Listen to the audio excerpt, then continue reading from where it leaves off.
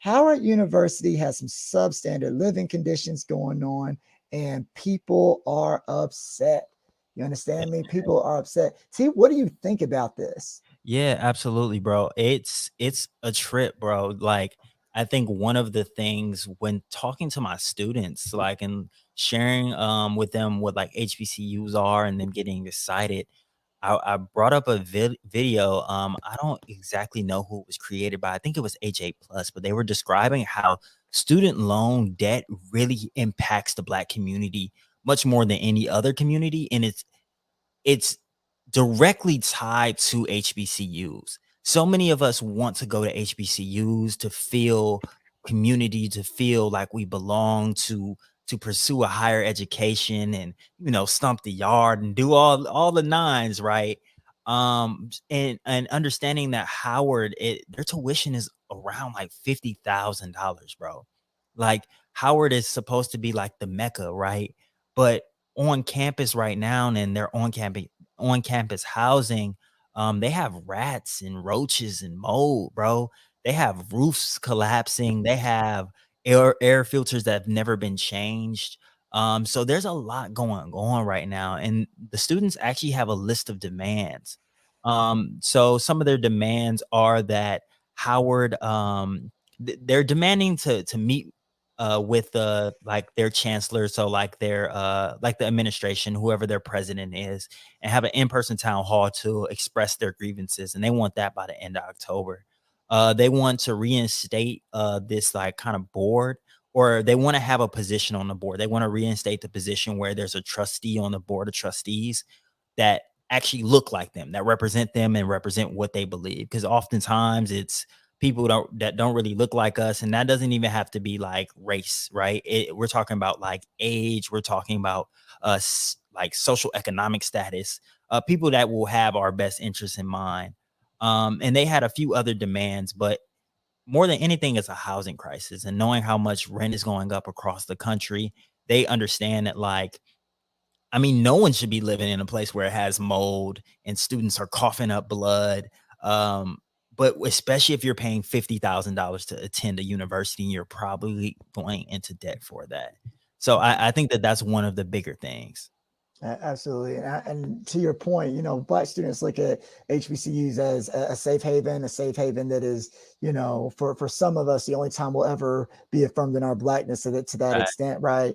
And so I think that when you talk about, a cost of tuition, there especially, Howard's one of the most prominent HBCUs in the land, and so Mhm. it's just very unfortunate that you pay for that experience, and this is not protecting Black students. This is not making Black students feel safe. It's making Black students feel not worthy. It's like being in a school with torn up textbooks with all types of writings on the wall and the buildings are falling apart, and it's just like we trust Howard more than that.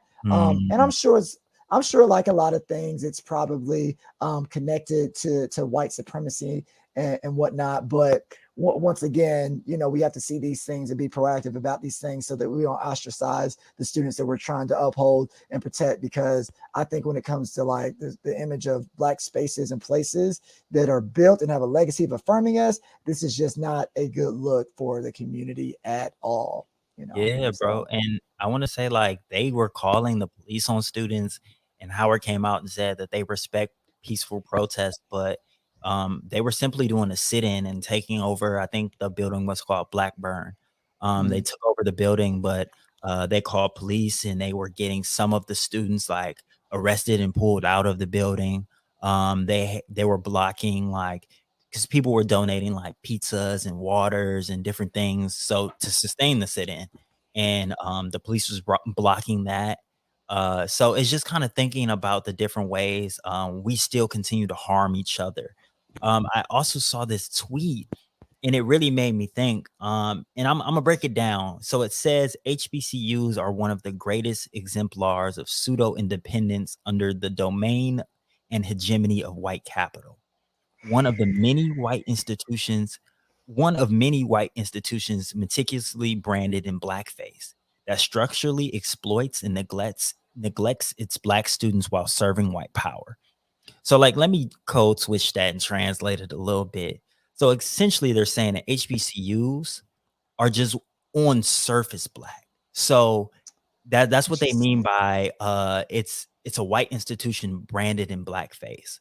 Um, I know a lot of people that went to HBCUs that love their experience, but I think something that we see from uh like these HBCUs is that they're often funded by white money and that they have, yeah, maybe black administration, but they aren't serving their black students. And I think that that's what they're getting at is that that's when they say hegemony of white capital, that's truly what they mean, that there's white man money kind of or white people money per se, funding these ventures, and it's continuing to exploit our students. When we think about how much people are coming out of pocket to come to these institutions just to feel safe, just to feel a part of community, and then you're continuing to neglect them, I think that those are some things that we think of that happen in not spaces that's governed by us, right? So I think that that's what they're saying. Like on the surface, it's black, it's blackety black, it's our culture, but internally, like it's still serving white supremacy in these ways where it's exploiting us as students, as workers, and as just general community.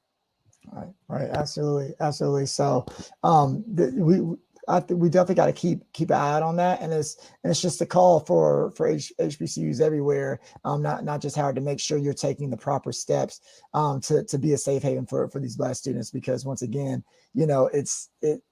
like we said before, like it's connected to whiteness and white power and white supremacy. I'm sure this issue is in some way, shape, or form, but we're diligent enough and smart enough as Black people to recognize that, and even if you have the situation, don't make things even harder for students who are saying that something's wrong.